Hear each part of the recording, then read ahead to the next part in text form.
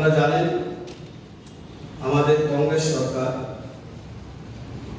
এবং ইন্ডিয়ার সরকারে প্রতিষ্ঠিত হলে কংগ্রেস যে 5টি ন্যায় প্রতিশ্রুতি দিয়েছে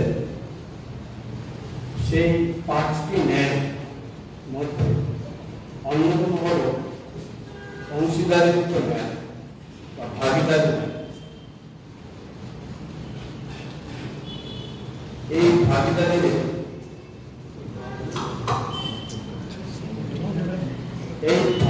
ন্যায় মোট 5টি প্রতিশ্রুতির কথা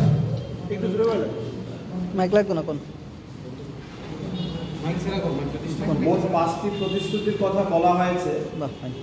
এই 5টি প্রতিশ্রুতি ভাগিদারি ন্যায় বা অধিকারের ন্যায় সমাজের সমস্ত অংশে এসসি, এসটি, ওবিসি, নিম্নবর্ণ, তথাকথিত দলিত সবার যাতে সমান অধিকার থাকে এবং সেই জন্য প্রয়োজনে জাত গণনা করব আমরা এবং জাত গণনা করে কার কতটুকু সংখ্যা আছে সেই অনুযায়ী আমরা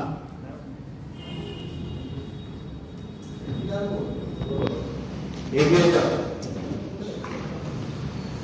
এবং সমাজে সামাজিক সাম্য এবং সোশ্যাল জাস্টিস এবং অর্থনৈতিকভাবে যাতে সাম্য আসে সে চেষ্টা করব।